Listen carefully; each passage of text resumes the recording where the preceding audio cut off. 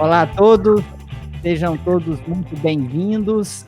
Falando hoje para a gente tratar de um tema super importante, que é dados, e como a telemedicina pode usar a análise de dados, o processamento de dados e a inteligência de dados para trazer mais sustentabilidade para o setor de saúde. Eu sou Lorenzo Tomé, eu sou médico, atuo como consultor para produtos digitais aqui na Unimed Campinas, e hoje a gente inicia o Summit Telemedicina Unimed Campinas. Nós teremos eventos como este recorrentemente, todos os meses, para trazer essa informação e, mais do que nunca, abrir um canal de discussão com vocês, para que a gente possa trocar ideias e aprender todos juntos. Fiquem à vontade, é muito bem-vindo a sua pergunta. Coloque aqui no chat o que você deseja saber, a gente vai ter um momento exclusivo para interagir com vocês, então é muito importante que você compartilhe o que você está pensando sobre o tema, o que você gostaria de saber, para a gente avançar e aprender juntos. Tenho aqui comigo a Viviane Lourenço, que representa a Unimed Campinas. Ela vai falar já sobre o background dela, né, Viviane? E sobre esse projeto da Unimed Campinas de trazer eventos mensalmente para a gente discutir o tema inovação, tecnologia, dados e principalmente telemedicina. Vamos lá, Viviane, seja bem-vinda. Boa noite a todos, muito obrigada, doutor Lorenzo, e em nome da Unimed Campinas eu quero muito agradecer, gratidão mesmo, pelo doutor Daniel da CNU ter aceito o convite, ao Guilherme Rabelo também, da Inova Incor também ter aceito, muitíssimo obrigada, em nome da Unimed Campinas, em nome de toda a liderança que tem patrocinado o movimento de inovação, que surge como núcleo de inovação da Unimed Campinas, muito fomentando aí o objetivo de fomentar todo um processo inovativo dentro da casa, que surge dentro de um núcleo, mas, porém, a gente quer ter o nosso objetivo de se tornar realmente a inovação DNA da nossa casa, né? Então, o grande objetivo de hoje é a gente discutir um tema bastante desafiador para qualquer organização de saúde, e relembrar que dentro desse movimento de inovação na Unimed Campinas, a inovação corporativa é um dos grandes pilares, mas a gente também tem o Observatório de Saúde, que eu acho que fomenta muito essa discussão que a gente vai ter hoje, né? É a gente olhar para os dados para talvez trazer um norte do que inovar, do que incrementar a nível de portfólio existente dentro de uma organização de saúde, e que a gente sabe que com a pandemia isso acelerou substancialmente, e além de trazer um retrato de como está a nossa organização e os nossos desafios de gestão de saúde, a gente olhar também os dados como uma lógica de estudos prospectivos, inclusive de futuro da saúde, né, Lorenzo, que a gente vai tratar muito fortemente aqui, tanto com o doutor Daniel e quanto para o Guilherme. Eu queria finalizar a minha fala e também falar um pouco do meu background, que inovar é, sobretudo, conexão. Então, muitíssimo, mais uma vez, obrigada, doutor Daniel, e ao Guilherme, da Incor, porque esse é o grande objetivo da Unimed Campinas, é conectar com grandes players da inovação, do setor da saúde, e a gente trocar conhecimento, fazer gestão de conhecimento. Então, esse é o nosso grande propósito, inclusive para transformar a saúde das pessoas, conectando aí vários atores do setor saúde. Bom, eu sou profissional de saúde, estou amando trabalhar dentro de uma operadora de plano de saúde, porque esse era o meu sonho, então eu estou conquistando aqui, junto com vocês, inclusive nesse momento. Sou mestre em gestão da competitividade, então isso me trouxe uma certa maturidade a ponto de vista de que inovar por inovar, sem gerar valor e não ter um radar de competitividade e sustentabilidade, a saúde ela não vai sobreviver. Então, eu acho que isso é um grande ponto hoje do nosso tema, né? Gestão de dados, era de ciências de dados, é justamente inclusive e, sobretudo, para a gente gerar sustentabilidade para o setor da saúde suplementar, que está tanto aí em questão, em voga, principalmente aí nos impactos da pandemia. Muitíssimo obrigada com você, Lorenzo, e até mais. Daqui a pouco você volta aqui para me ajudar nessa moderação, Viviane. Viviane foi minha colega de mestrado, estava na mesma turma, né, Viviane, lá na Fundação Getúlio Vargas, na GV, e agora liderando esse processo aqui de inovação na Unimed Campinas. Doutor Daniel, meu conterrâneo, 2 mineiros aqui em São Paulo, né, Daniel? Na hora que começar a falar, já vai perceber o sotaque. Seja bem-vindo, Daniel. Conta para a gente aí seu background, por favor. Obrigado, Lorenzo. Obrigado, Viviane. Começando, eu queria agradecer, contando também com o colega Guilherme, eu queria agradecer à diretoria da Unimed Campinas e o Núcleo de Inovação pelo convite. Pessoal, eu sou médico também, sou cardiologista, formado na UFMG em 1999, e até 2008 fiquei fazendo clínica, né, trabalhando na clínica, mas já com part-time desde 2005 em gestão, e a partir de 2008, aí, full-time em gestão. Trabalhei na Unimed Belo Horizonte, tive uma empresa de consultoria durante 10 anos, de 2008 a 2018, e de 2018 para cá, assumi essa cadeira de superintendente de provimento da CNU. De 2008 a 2018, a gente montou muito... Eu já trabalhava com inovação, só que era inovação de modelos assistenciais, Lorenzo. A gente, com esse viés já de sustentabilidade, né, buscando sempre um olhar populacional, um olhar voltado para diminuir desperdícios e melhorar a performance de operadoras. Diversas Unimedes, trabalhei em mais de 40 Unimedes como consultor e também em autogestões. Eu falo que o sangue é verde, não vai muito para o lado da medicina de grupo e da seguradora, não. Fica no sistema Unimed em autogestões. E em 2018 fui convidado, então, para essa cadeira de superintendente de provimento, que cuida da regulação, cuida dos modelos de atenção e também atenção domiciliar, e tem toda a base de dados populacionais. Ela está conosco, a atenção primária também está conosco, e a gente faz uma coisa de saúde populacional que é a saúde corporativa, que eu digo que é o pós-venda que os clientes grandes mais querem comprar, e é isso que hoje eu acho que a gente vai ter como debater um pouco essa questão dos dados aí, que os clientes estão ávidos por a gente ter cada vez mais inteligência embarcada, né, no uso desses dados. Acho que vai ser bem legal. Para reduzir sinistralidade, principalmente, né, Daniel? Que a gente percebe que esses custos aumentam para as fontes pagadoras cada ano que passa. Ô, Daniel, mas eu vou quebrar um pouco aqui o protocolo. Eu queria que você explicasse o que é a CNU. Muitas das pessoas não entendem o sistema Unimed, e seria legal se você explicasse o que é a CNU, o que são as federações, rapidamente. Legal, muito legal sua pergunta, Lorenzo, obrigado. O que é a CNU? A Central Nacional Unimed, ela existe desde 1998, então, com o advento da ANS. Ela é uma cooperativa de segundo grau. O que isso quer dizer? Quer dizer que os nossos donos, os nossos sócios, são outras Unimedes, né? Nós temos, então, cerca de 250 sócias, que são as Unimedes de primeiro grau, que aí sim elas têm cooperados, né? A CNU, ela não tem cooperado direto. Quem é a sócia da CNU são as outras Unimedes. Unimed Belo Horizonte, Unimed Porto Alegre, Unimed Campinas, né? Cerca de 250 Unimedes no Brasil são as sócias da CNU. Por que a CNU existe?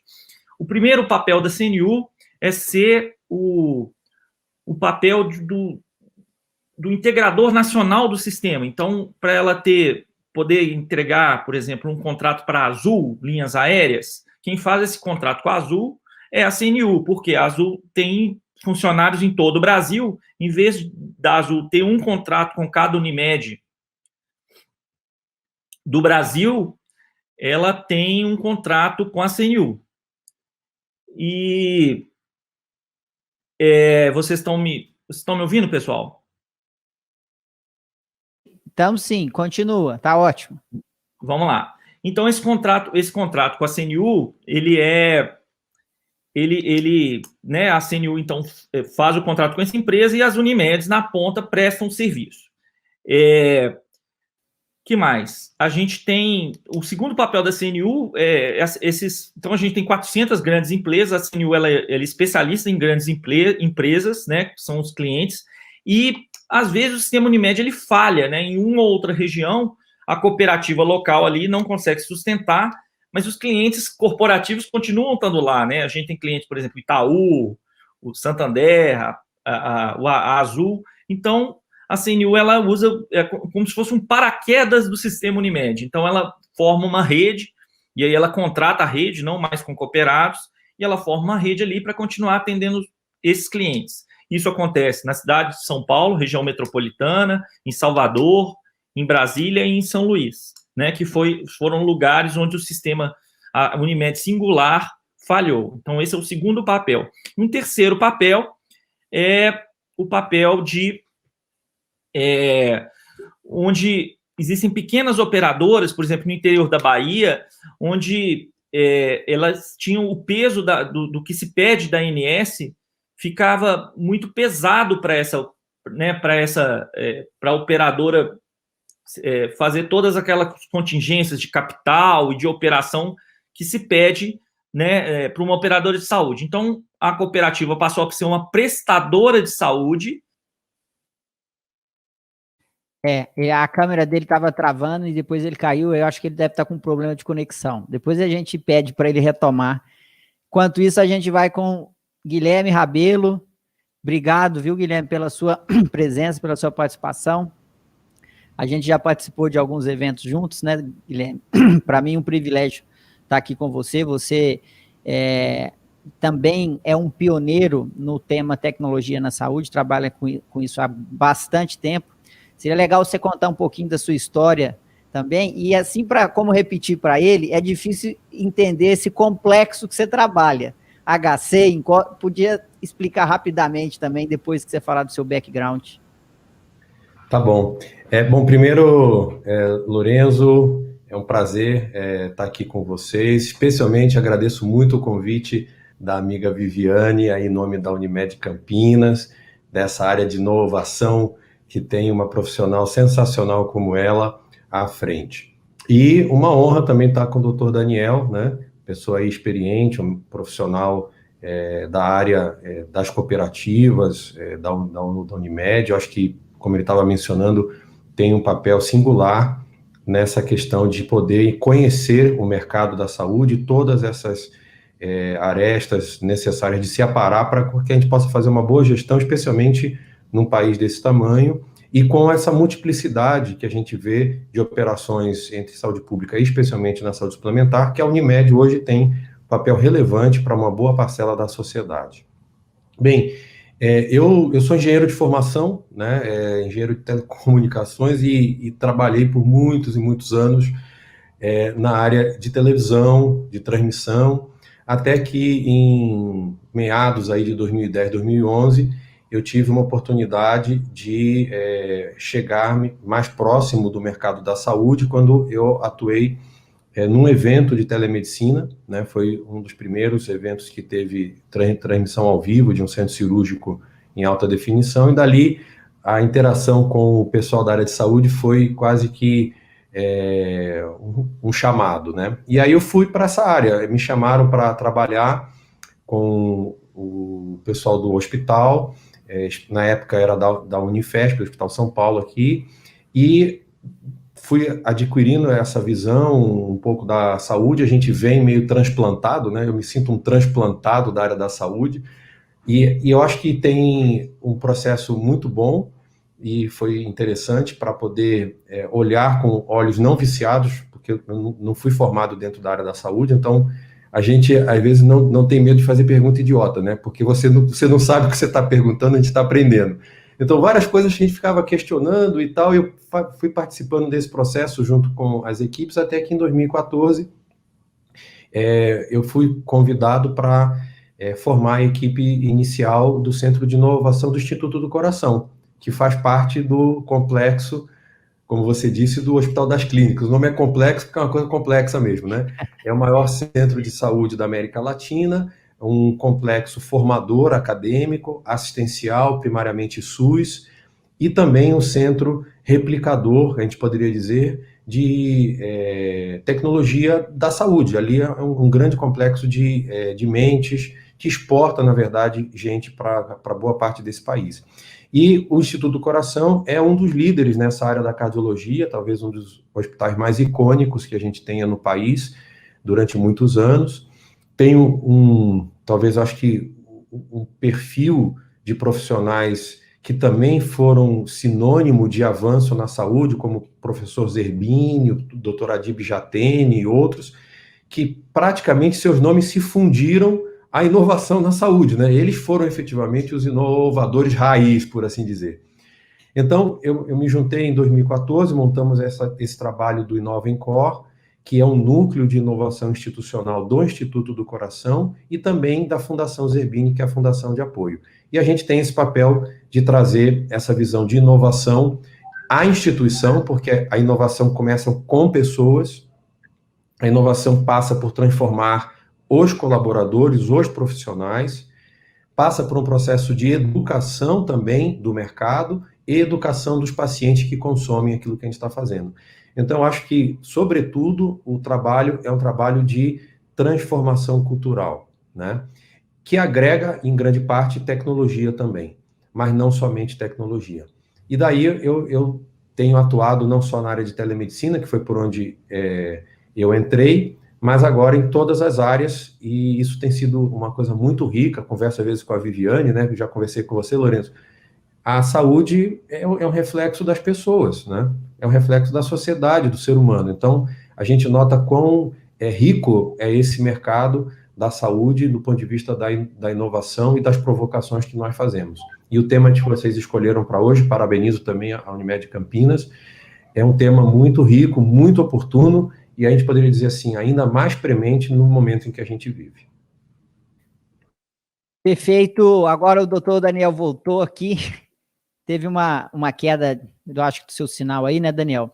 Você estava falando, você estava explicando... Contingências da tecnologia, né, Lourenço? Isso aí. Estava falando da CNU, dos papéis da CNU. Até onde vocês ouviram, Lourenço, por favor? A gente ouviu que a da Azul, né? Aí depois a segunda coisa é onde que a Unimed não funcionou. Isso. E né? terceiro. Isso. Quando ele não funcionou, a gente cria uma rede paraquedas, vamos dizer assim, para atender os clientes que continuam naquela região.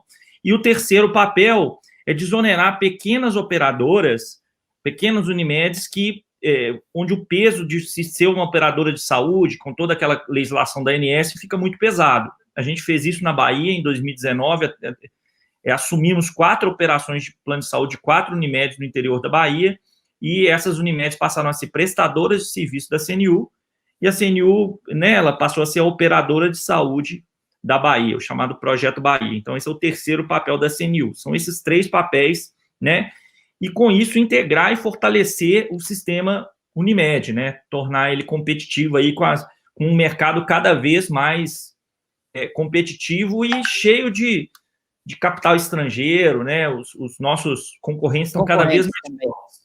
Exatamente. E aí eu vou emendar uma pergunta para você, Daniel. Você é médico e o nosso tema aqui é telemedicina e dados. Eu queria, a gente conversava agora há pouco, você acompanhou todo esse processo desde 2019, para a adoção da telemedicina. A primeira coisa é você, enquanto médico, e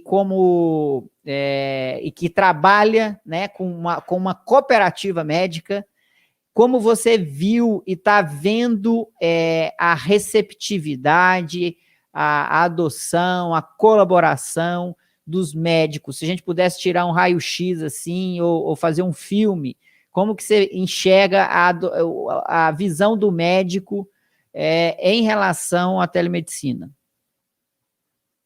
Porém, é o seguinte, vamos lá. A gente, somos médicos e o médico, ele tem uma tendência de ser muito conservador,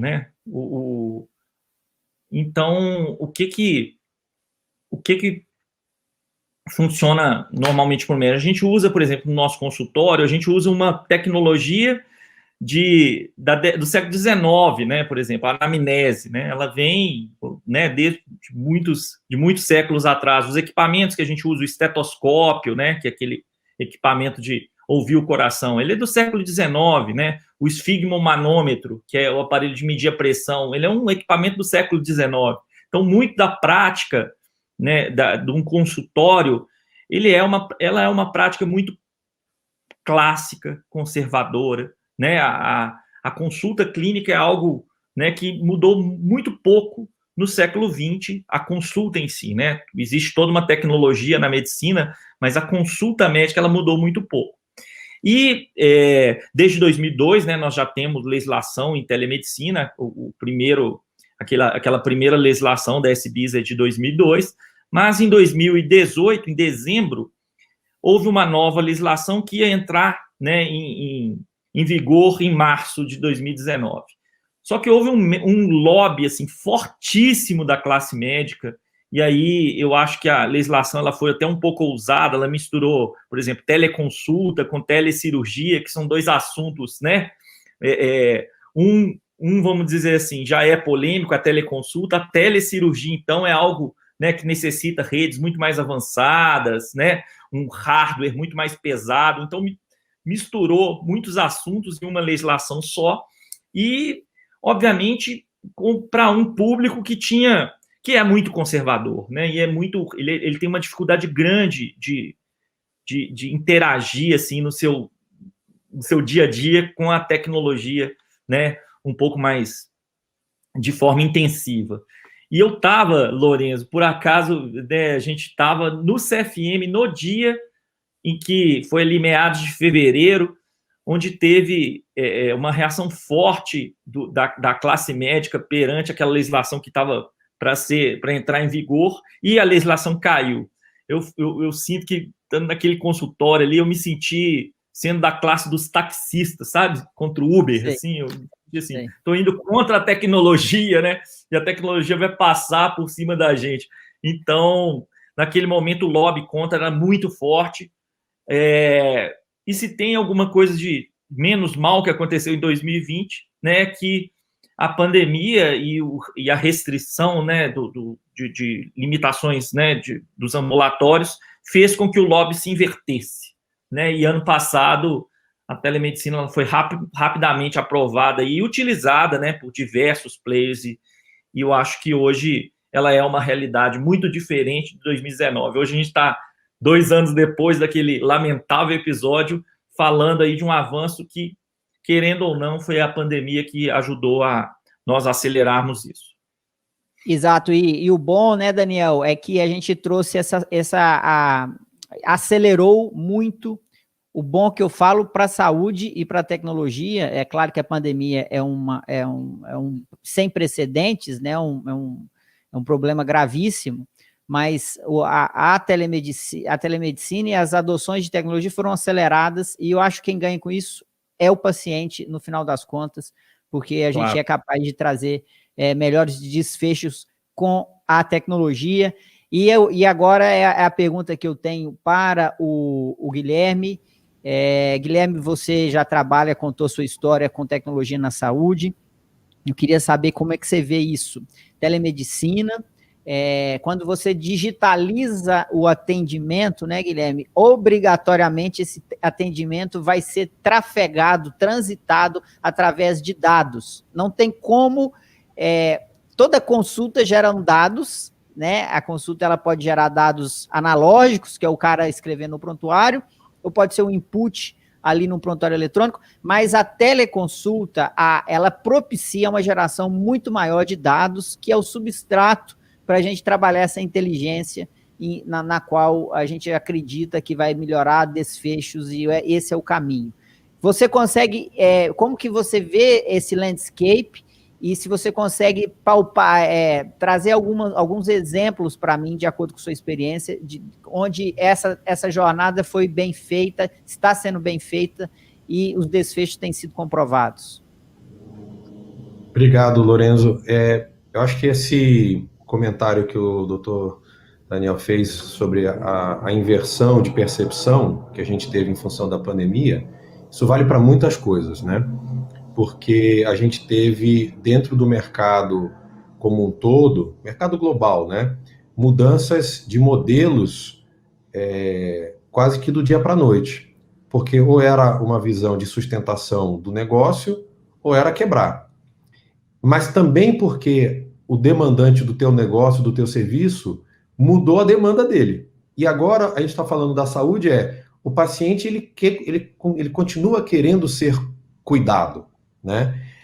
Não há uma demanda, e eu acho que é interessante pautar para essa sua pergunta, que é muito boa, não há uma demanda consciente do cidadão mediano.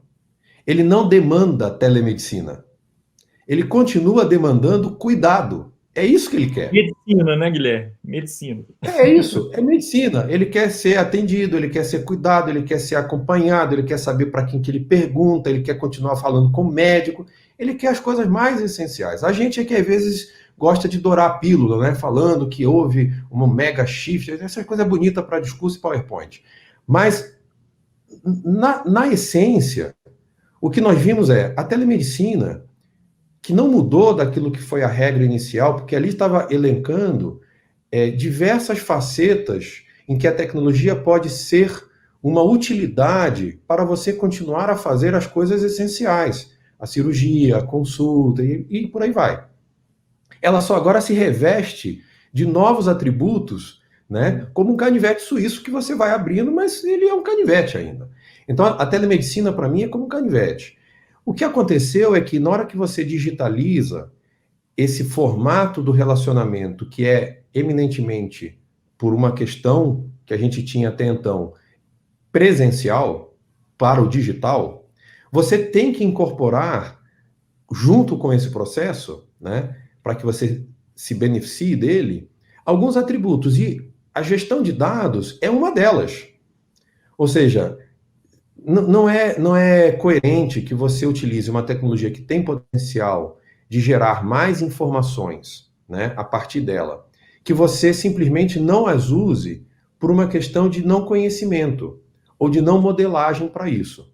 Então a telemedicina trouxe, eu acho que essa discussão do aprimoramento, né, de você trazer para dentro da prática médica novas ferramentas de acompanhar a jornada do paciente, o entendimento de quem é esse paciente, que não era meramente o registro que você fazia da tua compreensão, ou seja, há outras informações que agora você consegue captar que te dá essa visão, e que permite, nessa análise, digamos, mais aprimorada, compreensiva dos dados deste paciente e da prática clínica sobre ele, você aprimorar a tua compreensão da anamnese, a tua compreensão do diagnóstico, a tua compreensão, inclusive, de potencial tendência que esse paciente tem, para que você faça aquilo que é muito bom na medicina, que é poder ser uma pessoa que consegue predizer e prevenir. Então, se há um benefício, e aqui encurtando para a gente não ter uma discussão técnica demais, eu acho que ela é muito mais conceitual. Se há um benefício que a telemedicina agrega dentro do processo você poder aprimorar a tua arte de predição e prevenção sobre aquele que continua sendo o alvo do teu atendimento, da tua atenção, que é o paciente. Ele não deixou de ser o alvo. Simplesmente você agora faz com mais recursos. E a gente também ampliou, uma coisa que o Dr. Daniel disse, a gente ampliou a nossa capacidade de atender mais pessoas que não estavam sendo atendidas por uma questão de geografia, de distância, ou por uma questão de musculatura do sistema. A Unimed pequena talvez não tivesse condição de dar o atendimento necessário. Então, pela telemedicina hoje, você tem capacidade de avaliar em que locais, um local onde você tem uma estrutura, às vezes, muito mais adequada, pode suportar e ajudar uma que tem, às vezes, uma estrutura mais deficiente. Os dados vão permitir que você faça isso, porque aí o paciente passa a não perceber essa deficiência assistencial. E um caso clássico, agora eu vou dizer, né? Nós estamos vendo que várias questões, por exemplo, da teleconsulta, o doutor Daniel mencionou, que talvez seja a face mais comum para o paciente, para o médico, ou seja, transformar a consulta presencial numa coisa virtual, tem ajudado os pacientes crônicos numa fase de pandemia. O paciente crônico, ele não é o paciente como a gente, que às vezes é um pouco saudável, bem saudável, né? E que a gente vai esporadicamente para o médico. Esse paciente precisa ser acompanhado. O paciente crônico não acompanhado, ele é um paciente que agrava e ele se torna muito oneroso para o sistema de saúde por justamente ele ser imprevisível no que ele vai ter. E geralmente você tem um custo maior. Então, a teleconsulta para o paciente crônico, não para o paciente comum, o crônico, ela tem hoje uma eficácia alta, porque você mantém ele engajado no cuidado, mantém ele engajado na linha de atendimento medicamentoso, você dirime, por acaso, dúvidas dele que eram feitas no consultório e ele está, às vezes, há 8 meses sem estar atendido. Então, o que aconteceu com a telemedicina? Ela se tornou uma ferramenta importantíssima de gestão populacional da saúde, especialmente deste público, que não pode ir ao consultório, mas ele não pode deixar de ser acompanhado. Então, eu acho que agora a gente passa a ter uma ferramenta que é eminentemente de direito de acesso à saúde. E nela, os dados estão mostrando que o paciente, mesmo remotamente cuidado, ele é um paciente que pode continuar saudável ou cronicamente estável, que aí ele não vai impactar naquilo que a saúde hoje tanto tem, que é a deficiência do cuidado da atenção intensiva. Perfeito, Guilherme. Me desculpe, me estendi aqui um pouco na resposta. Não, mas justamente você aterrissou esses conceitos tão importantes, né? Porque senão a gente fica falando de tecnologia e esquece da essência. Eu acho que você trouxe um pouco isso. Agora, minha colega Viviane Lourenço, a palavra está com você, Viviane. Obrigada, Lourenço. É muito gentil. Ô, doutor Daniel, me conta um pouquinho aí, com base na sua experiência, você enquanto médico, você enquanto gestor. A gente está falando de um tema caro, um desafio grande de todas as organizações de saúde, que é a gestão em saúde. E eu acho que endereçar os dois temas de telemedicina e gestão em saúde é bastante complexo, mas me conta aí, doutor Daniel, o que você acha que, incentivando um pouco, né, os atores de saúde, as organizações, quais são as principais vantagens que você imagina ou que tenha uma eventual experiência de utilizar a telemedicina atrelada à gestão de saúde? Viviane, eu vou começar pela questão dos dados. Eu acho que, e aí depois eu vou terminar com a telemedicina. Gestão de saúde, principalmente, uma coisa legal, os grandes clientes, eles não querem comprar só o plano de saúde, que na verdade a gente entrega uma rede, né? A gente dá acesso a uma rede de saúde. Essa é a compra, vamos dizer assim, mais antiga da compra de um plano de saúde, seria, eu vou comprar essa rede aqui que tem esses hospitais e tal. As grandes empresas hoje, elas querem comprar gestão de saúde, né? Quando a gente conversa, então, com a Azul, com o Itaú, com o Santander, o que eles querem comprar é um cuidado populacional, como o Guilherme muito bem colocou, né? Eles querem, e o que é um cuidado populacional? É uma gestão de saúde bem feita. E para se fazer gestão de saúde bem feita, os dados são essenciais. Quais são os dados que uma operadora tem de cara, né? Todos os dados de utilização, né? Que são a transação da conta, vamos dizer assim, a autorização de contas, né, para a rede, e o pagamento e o preço dessas contas. Então, esses são, né, dados que toda operadora de saúde já tem de cara, né? Mas existem outros dados que ajudam muito na questão populacional, que estão em outros pedaços da operadora. Por exemplo, dados epidemiológicos, né, dados de cadastro, como onde a pessoa mora, qual é a idade dela, qual é o gênero dela, se ela é casado, quantos filhos tem, né?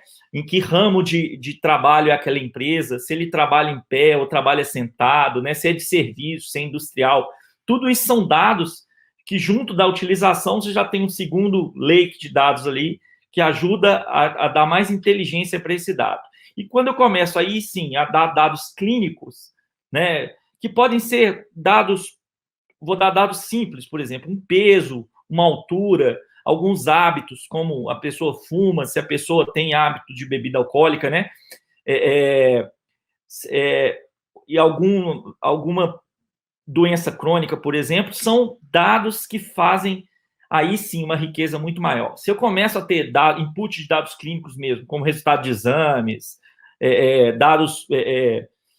protocolo de dados mínimos de alguns prontuários, aí sim a coisa começa a ficar robusta e a gente começa sim a ter chance de predição e prevenir e muita coisa, né? No entanto, gente, é aquela coisa, o ótimo é inimigo do bom. A gente tem que começar com o que a gente tem, né? E ir acrescentando essas coisas com muito... Porque ter dado também aquela grande quantidade de dados, e você não conseguir manejar isso para uma inteligência, para que isso gere valor para o negócio, isso é muito pouco efetivo. Então, eu sou a favor, o Guilherme foi muito feliz, da organização do cuidado, com a utilização dessas tecnologias, e aí sim os dados eles são uma ferramenta muito importante, por exemplo, para um plano de cuidado individual bem feito, né? Então, por exemplo, estratificar o risco de cada pessoa, dar qual que vai ser a agenda de saúde de um doente crônico, por exemplo, um diabético, né? Saber qual que é a agenda de saúde dele no ano, né? Quantas vezes ele vai ter que ir ao oftalmo, ao cardio, quais exames ele tem que fazer, né? De acordo com o resultado daquele exame, se eu vou tornar isso mais frequente ou menos. Então, e a telemedicina fazendo o cliente crônico estar inteirado, fazer parte da equipe, né? Ele está cada vez mais educado, aumentar a literacia dele, para que ele entenda melhor os seus sintomas, a sua doença, para que ele se cuide melhor, tome as medicações quando necessário e faça o seu plano de cuidado desejado. E eu acho que não estar presencial, a gente perde o exame físico, mas a gente ganha muito desse engajamento e essa educação para a saúde, né? Que é o grande diferencial que a telemedicina traz. Então, falando um pouco de dados e telemedicina, eu acho que é por aí, Viviane. Perfeito, doutor Daniel, muitíssimo obrigado, também compartilho com a sua opinião, e eu acho que trazendo um pouco da fala do Guilherme com a sua fala, doutor Daniel, a gente consegue resumir que a gente está tratando de um novo consumidor enquanto cliente, no setor da saúde, principalmente no setor da saúde suplementar, e esse novo cliente, inclusive com estudos prospectivos, Saúde 2030, fala que ele quer ser atendido em casa. Então, eu acho que faz muito sentido a gente atrelar telemedicina com gestão em saúde, monitorar, inclusive, esses doentes crônicos com alguma comorbidade já instalada na casa dessas pessoas, né? Então, para os médicos cooperados, para os players aí do setor da saúde que está conosco aqui, inclusive fomentando aí e ratificando o que o doutor Lorenzo colocou, por favor, compartilhem com a gente no chat da opinião de vocês. O que a gente fala aqui é um debate, não é verdade absoluta, a gente sabe que a telemedicina precisa ser regulamentada. O que a gente defende aqui é a telemedicina como saúde digital numa lógica de ampliação de acesso à saúde e também de melhores desfechos. Agora eu vou fazer uma pergunta, obrigada, doutor Daniel, para o Guilherme. Guilherme, em relação, na sua opinião, né, a gente está falando muito de dados, e esses dados muitas vezes trazem insights para o futuro. Na sua realidade, na sua opinião, na sua jornada de tecnologias para a saúde, qual que você acha que é o futuro da telemedicina, né? E se esse futuro, você tem algum estudo aí, ou com base na sua experiência, esse futuro está atrelado também, está vinculado à gestão de saúde, o dado realmente vai fazer com que a gente trate de um retrato agora, mas também utilize os dados aqui para predizer o futuro. E, além disso, você acha que vai melhorar o uso da telemedicina atrelada à gestão de saúde para a sustentabilidade do setor? Conta um pouco para a gente. Poxa, você fez a pergunta fácil para o Daniel e jogou a pergunta difícil para mim, assim não vale, Viviane. Vamos a ela. eu tenho uma visão muito peculiar, e eu acho que até por ter vindo da área de telecomunicações, eu acho que a gente tem que fazer um paralelo com como nós encaramos a questão, por exemplo, da comunicação, né? Então, até um certo momento, né, da sociedade, ter propriedade de uma linha telefônica era um luxo, né? Tinha mercado de venda de telefone. Depois, acesso ao telefone já não era o problema. Você tinha, o que nós tínhamos era o modo como você falava. Então, era o orelhão e tal, o telefone. E a gente foi vendo como essas coisas foram andando para que hoje as pessoas não falam em telecomunicações. Eu contrato um serviço de telecomunicações. Ela contrata um serviço de comunicação. Se é voz, se é dado, se é chat, se é WhatsApp, não importa mais. Ela contratou uma flexibilidade de se comunicar com as pessoas, para o qual ela tem, inclusive, a escolha do mecanismo de com quem ela se comunica como. Uns ela gosta de áudio, outras ela manda vídeo, outras ela manda foto, outras ela faz uma live. Então, o que isso permitiu? Que a tecnologia se incorporasse a um novo método de se expressar. Então, em pouco tempo, eu vou aqui, não quero ser transgressor para não arruinar a pauta do Lorenzo, né? Mas eu gosto de provocar. Eu acho que em muito pouco tempo, essa questão de falarmos de telemedicina vai cair em desuso.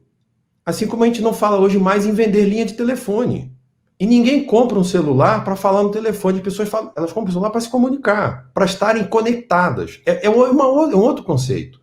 Então, a telemedicina vai deixar de ser um termo para nós termos a medicina virtual, a medicina integrativa. Eu acho que, num período de menos de 5 anos, falar em telemedicina será como a gente ficar discutindo se estetoscópio ou medidor de pressão funciona. A gente vai querer ter a informação. Como ela vai sair, vai ser pelo dedo, vai ser pelo negócio, vai ser um app que vai tirar uma foto. O importante é, o médico conseguiu ter a informação de você, e isso gera um diagnóstico e gera uma ação de prevenção ou de intervenção, gera. Então, o meio é menos relevante do que o propósito. Então, hoje nós estamos já vendo que a medicina, a partir desse momento da pandemia, ela está, inclusive, num grau acelerado de não ser mais a questão de telemedicina, teleconsulta. Eu estou fazendo medicina à distância. Eu estou fazendo medicina virtual. Mas eu continuo fazendo medicina com o meu paciente. Eu estou continuando a cuidar dele, né? Então, isto é uma coisa. Segundo, nós estamos, Viviane, trazendo, eu acho que esse vai ser um ponto para as operadoras, a necessidade de ver um modelo inovador de medicina que seja híbrida. Ela precisa deixar de ser a medicina que é modelo dependente da onde eu atendo para o porquê eu atendo. Por exemplo, se eu tenho acompanhamento, como o Dr. Daniel falou, de um paciente que está normal, mas por algum motivo, um aplicativo que ele usa, um wearable que ele usa, me sinaliza no dado, na operadora, de que ele está tendo uma tendência de descompensar, eu tenho duas opções. Ou eu ligo para ele, mando ele para um posto de atendimento se for uma emergência, ou eu ligo para a emergência e mando buscar ele em casa, ou eu automaticamente já faço um contato no WhatsApp dele e faço uma consulta com ele. Ou seja, nós vamos ter várias opções que vai depender do perfil do paciente, que é baseado nos dados que eu tenho. Quem ele é, qual é o histórico que ele me dá, que tipo de intervenção é mais eficaz com ele. Essas inteligências que os dados darão determinarão o modo de intervenção. Não se eu prefiro ser um médico que faça teleconsulta ou eu faço saúde virtual. E isso não vai ser a discussão. A discussão é qual será o mecanismo mais efetivo de fazer o cuidado daquele paciente. Então, resumindo aqui o ponto que eu vejo, nós precisamos talvez acelerar nas discussões, você é uma expoente nessa questão da inovação, como outros, é assim, nós precisamos discutir menos digamos assim, o afã do como para o porquê. E para quem? É porquê e para quem? E isto vai determinar o conjunto do como fazemos. E aí, a teleconsulta, a telecirurgia, a tele qualquer coisa deixará de ser isto para que o paciente entenda. Ah, eles conseguiram entender que eu tenho uma necessidade, os dados falam isto, e aí ele vai ver a importância de aderir à medição, a ter o wearable, a fazer o uso do aplicativo, o cuidador dele fazer a interação, ele usar o medicamento na hora certa. Por quê? Porque ele vai entender que isto dá um atendimento mais integrado a ele. Os dados, com inteligência artificial, aprendizado de máquina, tudo isto será transparente. Hoje nós discutimos porque estamos aprendendo a usar. Em muito pouco tempo, nós não discutiremos mais isto. Porque nós não discutimos hoje qual tecnologia o Google Maps ou o Waze usa para nos levar do ponto A para o ponto B. Nós simplesmente queremos saber, ele escolheu o melhor caminho? E esse caminho está numa rota que eu gosto, se vai pela praia ou se vai pelo campo? Essas são as discussões que nós vamos ter em muito pouco tempo e os dados vão nos alimentar esse tipo de nova formatação e aí sim, de um cuidado, o Dr. Daniel falou, que o nosso consumidor vai comprar. Ele vai querer saber como empresa, você consegue criar uma estratégia de gestão da saúde do meu cliente, do meu colaborador, ao ponto de mantê-lo saudável por mais tempo, com menos absenteísmo e mais produtivo? Este é o contrato que ele vai fazer. Como você vai entregar, isto vai ser um desafio seu. Viviane, eu gostaria de complementar, posso? Por favor. Os clientes estão querendo tanto essa questão de gestão de saúde, a gente pode interferir, por exemplo, a gente quando entrou na CNU, a gente implantou os comitês de grandes empresas, e hoje a gente pode dizer que isso, os grandes clientes põem isso como um grande diferencial do nosso produto. E basicamente a gente tenta trabalhar essa questão, né, de tudo que acontece ali dentro da rede, com todos os dados de utilização, mas também, como o Guilherme colocou muito bem agora, essa pessoa está faltando menos, eu estou conseguindo diminuir o afastamento para o INSS, eu estou conseguindo diminuir o imposto previdenciário daquela empresa, tudo isso, gente, é gestão de saúde. Não é o custo do plano de saúde, mas é gestão de saúde e vira capital, né? Isso tem impactos financeiros grandes, né? E com a pandemia, essa questão do home office, a questão da saúde mental, ela se tornou extremamente relevante, né? Porque, principalmente as empresas de serviço, a questão de saúde mental, ela está entre as causas de maior adoecimento, né? Diferente da indústria, onde as questões ortopédicas, elas são a maior causa de adoecimento, nos serviços, olhar, né, e ter dados para tratar da saúde mental, que é sempre levado a um segundo plano, né? Se mistura com falta de vontade. Não, gente. Principalmente neste ano, eu não falo nem de pré-pós-pandemia, tá? De transpandemia, né? Que vai durar aí, durou 2020 todo, um pedação de 21 ou todo também. Então, essa transpandemia mostra que cuidar da saúde mental é algo decisivo, é algo vital para as empresas. Então, e fazer isso com dados e com, né, e tentar melhorar essa saúde vai ser fundamental para a gente fazer uma gestão boa, direito. Guilherme. Agora pegou fogo aqui o negócio, agora tá andando. Olha, eu acho que isso que o doutor Daniel falou é tão relevante e quem está ouvindo a gente deve levar isso a sério se você atua na área da saúde. O gestor de saúde hoje, infelizmente, ele é um gestor de planilha. Ele é um gestor de custo, de números. Não necessariamente, e aqui não estou depreciando, simplesmente estou dizendo, este é o modelo que a gente herdou. A gente gerencia receita e despesa, né? E apropriação de gasto, se ele é próprio ou não. Mas isto, a gente poderia dizer, é a saúde do século XIX, do ponto de vista do potencial do século XX. Esta saúde de gestão de planilha, pessoal, se continuar nos próximos 5 anos, você não estará no mercado. Escreva isso que eu estou dizendo. Você não vai trabalhar mais nesse... Obsoleta, completamente. Obsoleta. A gestão de saúde que a gente vai querer é a gestão do valor da saúde. O valor não é custo. O valor não é preço. O valor é uma relação de percepção entre o que eu pago e o que eu recebo. Então, as pessoas vão querer, às vezes, pagar mais por cuidado preventivo e menos por cuidado reativo. Vai valer mais você ter alguém que olha para você e que mantém você saudável e que antecipa, talvez, uma intervenção precoce menos dolorosa, isto vale mais, do que eu saber que eu posso fazer uma cirurgia no Albert Einstein ou na Unimed com um Gamma Knife, que é uma máquina, porque alguém não pegou meu tumor antes. Então, a gente vai romper esse valor, e este jogo é um jogo somente para gente grande. Esse é um jogo em que não é o gestor de número que vai ditar. Esse é o gestor que consegue enxergar a saúde na sua multifaceta. E por isso terá que ser uma gestão de multiprofissionais.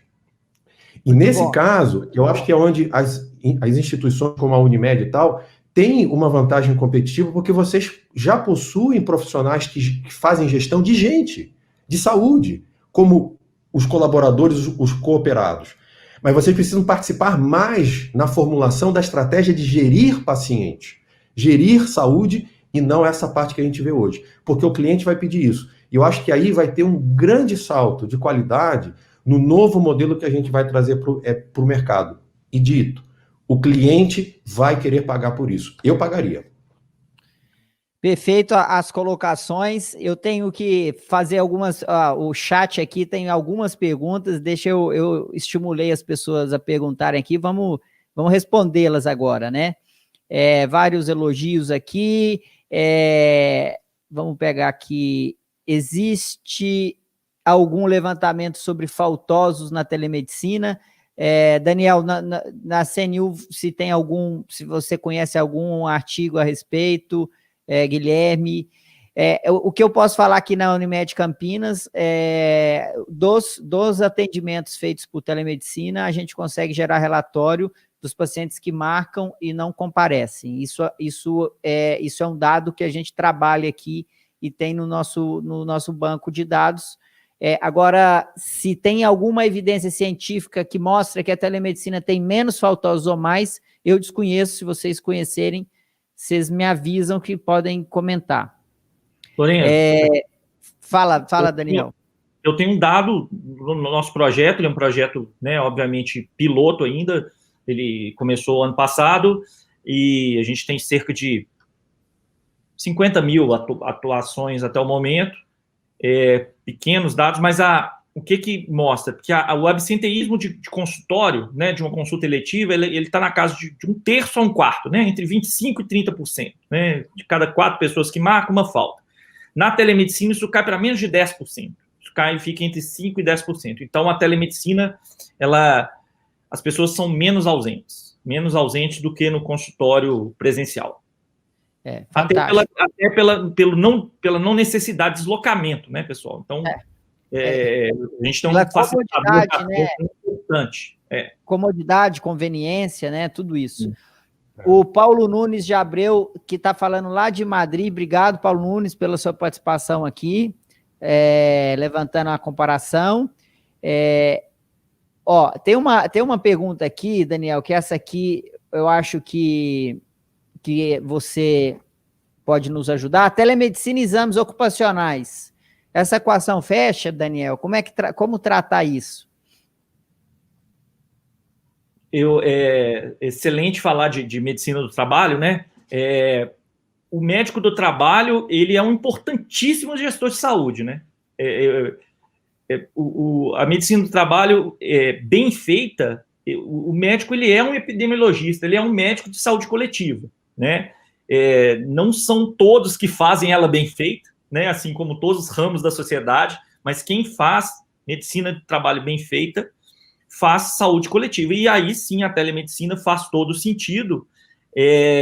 Obviamente, e existem alguns exames, e o exame físico, né, para algumas funções, ele é essencial, então ele vai servir para parte de pessoas, acompanhamento de acidentados, acompanhamento de PCDs, então tem uma série de processos da medicina do trabalho que sim, a medicina virtual, como o Guilherme bem colocou, né, hoje ela é tele, mas esse nome vai se perder, só essas ferramentas digitais todas, elas vão ser sim, elas já são uma grande parte da medicina ocupacional, assim como é da medicina geral, né, mas outra parte, né, como perícias, o exame físico, os exames suplementares, como a audiometria, enfim, é um pouco mais complexo. Eu entendo que a audiometria, ela pode ser digitalizada também, tá? Então, a gente vai ter alguns dos exames ocupacionais, assim como o Apple Watch, né, faz o eletrocardiograma, né, Guilherme? A gente, e a primeira vez que eu vi aquele algoritmo chinês lá que detecta a fibrilação atrial pelo vídeo, né, só de estar com o vídeo com a pessoa, ele consegue detectar a fibrilação atrial. Eu falei, puxa, isso aqui é algo muito raro. E hoje a gente tem mais de 200 algoritmos que fazem isso, né? Free, inclusive. Então, essa parte é uma parte que vai avançar muito pela inteligência de máquina, pelo deep learning, mas hoje a gente ainda precisa de algumas coisas analógicas, vamos dizer assim. Então, seria um sistema híbrido. Perfeito. Uma outra pergunta aqui no chat: qual software me permite atender por telemedicina os pacientes da Unimed e pacientes da Unimed?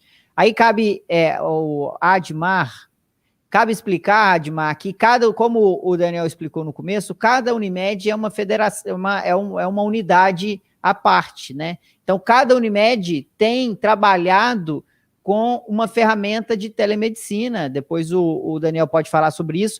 Aqui na Unimed Campinas, a ferramenta que é desenvolvida pelo time da Unimed Campinas, do começo ao fim, hoje, que inclusive tem um vídeo aqui para vocês mostrar, na tela que você está assistindo, embaixo tem um vídeo que você pode clicar, você vai conhecer o PA virtual da Unimed Campinas.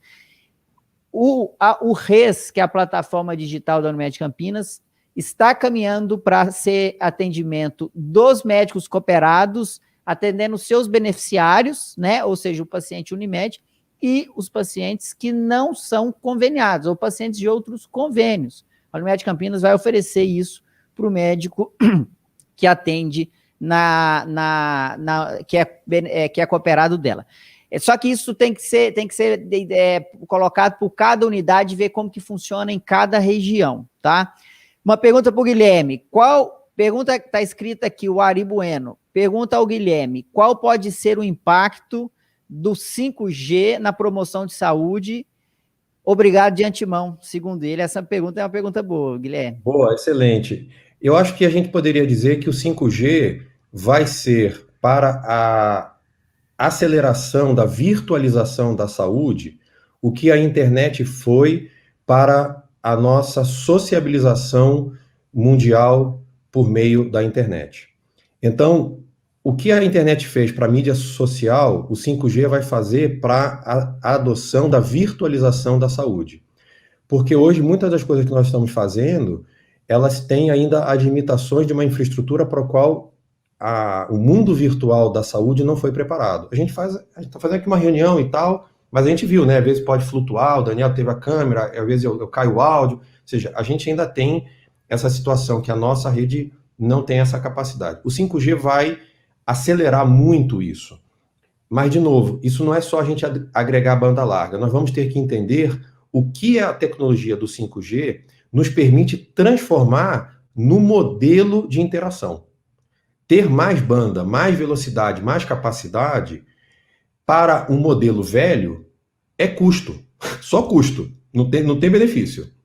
Mas se eu mudo o formato em cima de uma capacidade melhor que o 5G traz, eu posso agregar novos serviços. Eu posso agregar uma nova experiência ao paciente.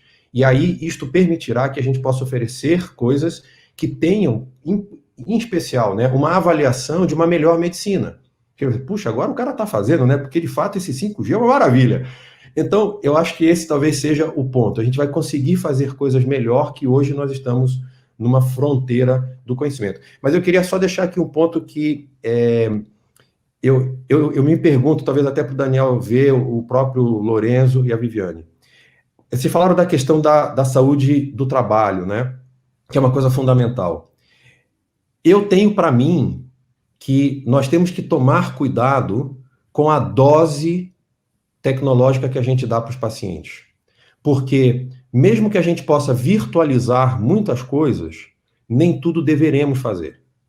Porque o contato humano, ainda ele é primordial. Então, é necessário que, mesmo numa situação de medicina do trabalho virtual, você obrigue, mesmo que seja uma desculpa, o teu funcionário ir falar com o médico do trabalho para aquele contato olho no olho. Para ele, não vem aqui pesar, vou dar aqui uma pesada que eu preciso fazer uma audiometria em você, mesmo que seja desculpa. Porque esse contato que o médico experiente tem dirá mais para ele sobre o cara do que simplesmente medições remotas. Então, acho que a gente precisará também saber a dosagem, porque vai ser importante e muitas vezes primordial a gente ter a interação humana, apesar da virtual. Perfeito, concordo plenamente, e vem o toque, né, o high touch, ele é fundamental e insubstituível. Depois o Daniel pode comentar, mas eu não quero perder, a gente está com o tempo já no final, Daniel, e temos uma pergunta aqui muito interessante para você, porque, como você disse, lá na primeira atribuição da CNU, é trabalhar com grandes empresas que atendem várias regiões do país, ou seja, grandes empresas.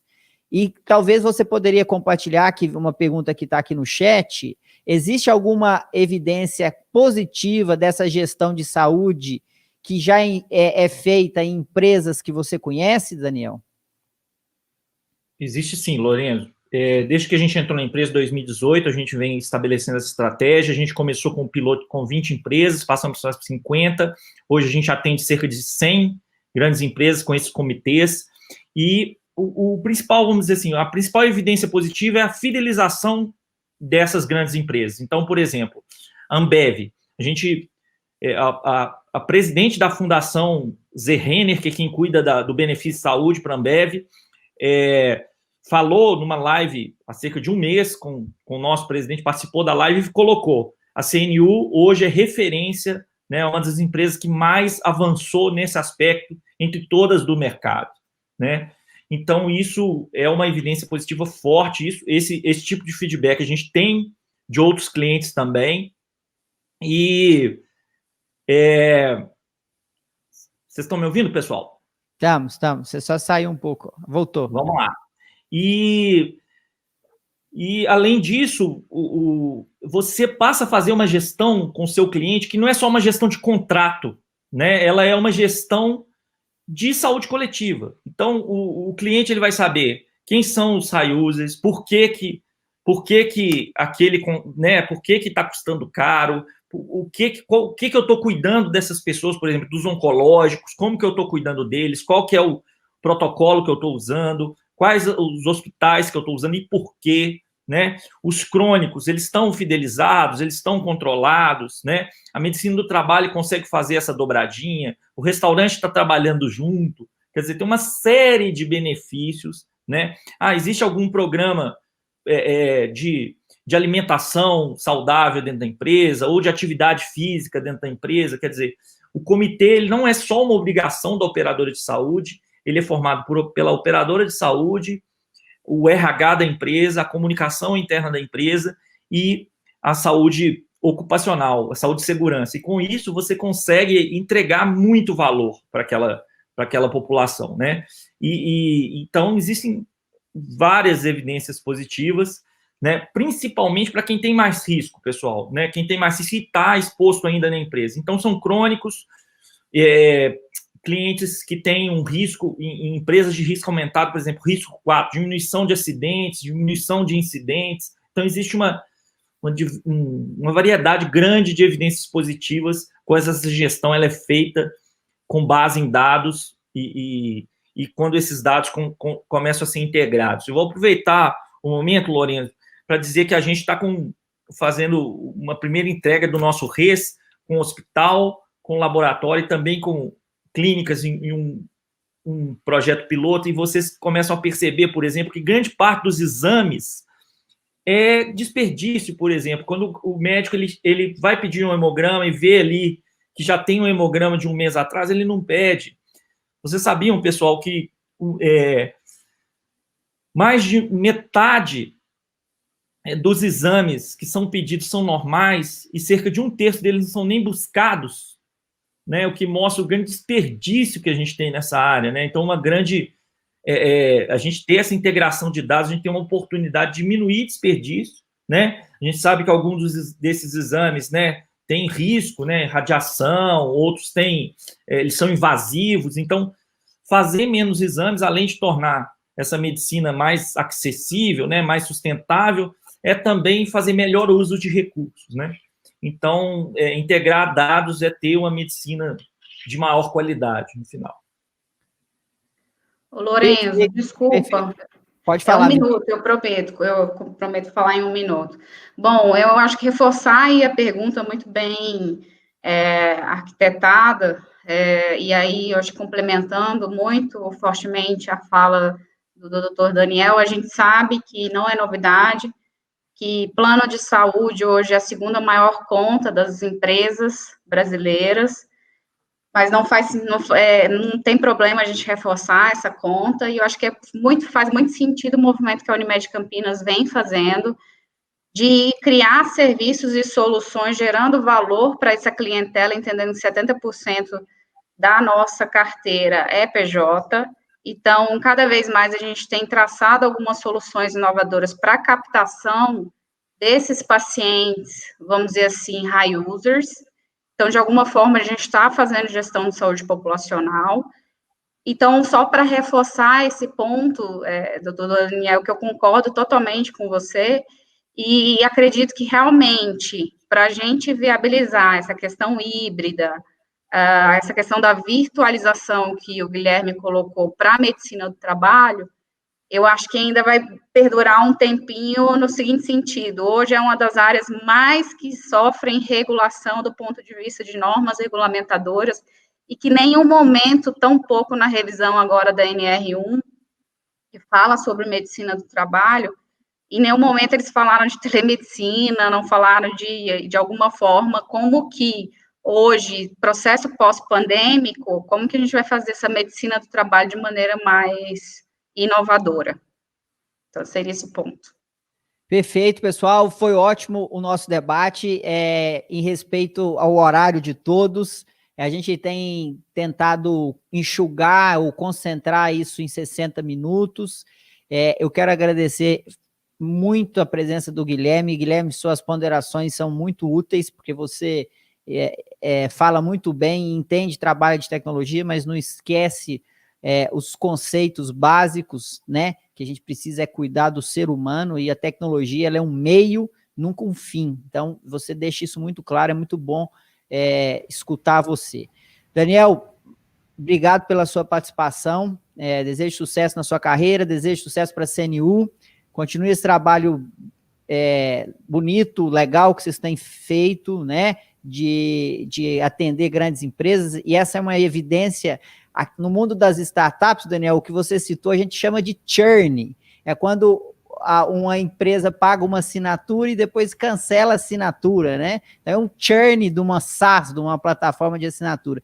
Essa é uma evidência muito forte de uma empresa que não deu churn, né? A Ambev renovou o contrato. Isso é uma evidência que o serviço está sendo feito. Parabéns.